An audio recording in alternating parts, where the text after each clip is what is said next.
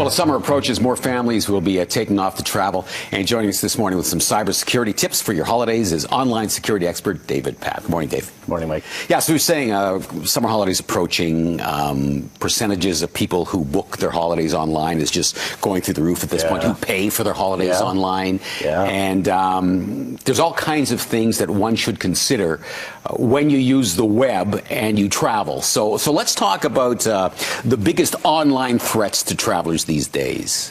Well, that would be booking with fake activities online if you're not actually reviewing it to make sure that it's legitimate. What does that mean? People are posing in different areas to get you to give their credit card information to book some great deal in typical summer locations that people like to vacation. So you're saying you're being solicited to do this online? Yes. Yeah, but you should be looking on TripAdvisor as an example to make sure it's got positive reviews and it's a legitimate place. Okay. What about some of those other sites? I mean, are they pretty secure, whether it be, Expedia or all the different ones? Again, I wouldn't do it from a public terminal. Avoid, because people have put keystroke loggers on them. They're watching people, even with security cameras that are aimed at it to watch for information. They're sniffing. They've got Trojan and malware installed, like software on the computers. So avoid public Wi-Fi's, avoid hotel lobby computers, cruise ship computers. You should be avoiding, and you should be using your own device. What about the best way to pay for, let's say, an airline ticket or a cruise online? Although there are many people who are still very skeptical when it comes to doing business online. The best way is to have a second credit card that you only use for online purchases.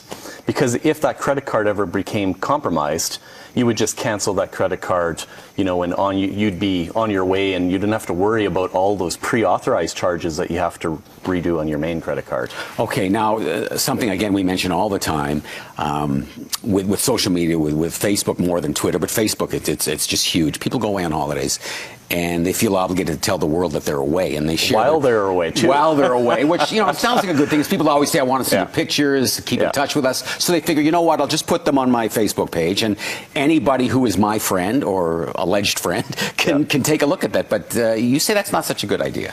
No, actually, that's on the rise right now, and we call that social snooping. So people are following your Instagram account, your Facebook account, your Twitter, and you're publicly broadcasting that you're away. So number one, your house is open at that time, but more importantly, they also find out the hotel that you're staying at, Mike.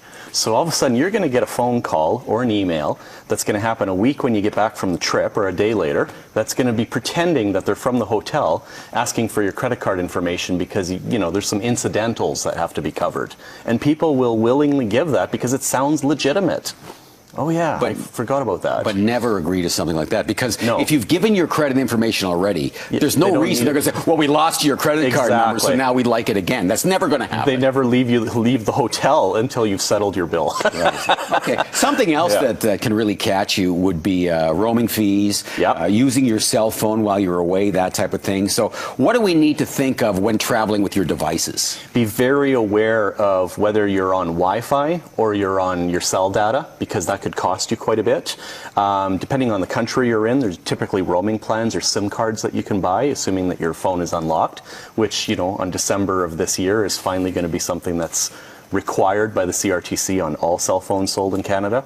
It's kind of really good. Well, what works better, though, when it comes to, like you mentioned, you can buy SIM cards. Yeah. And then, of course, Roam at Home and other different plans that are available for, let's say, $5 a day. What works best? What's the most efficient? What's the cheapest way to do it? The cheapest would be a local SIM card if you can do it. But the most convenient is the roaming plans that you can put on your cell plan. Okay. Yeah. Any other scams or things you want to alert us to with respect to travel? Just making sure that you're very aware of the information that you're transmitting, what you're booking, locking your device when you let it sit down. If somebody stole it, what would happen? Backups of your information. If you lost it, or do you have backups on your phone? Very simple precautions that you should think of. Right. Okay. All right. Thanks, Dave. Yeah. You can follow David on Twitter or check out his blog. He's very easy to find on there. Got information. There's his blog, davidpapp.com. And, of course, on Twitter, his handle is @DavidPapp. Stay with us. We're back after the break.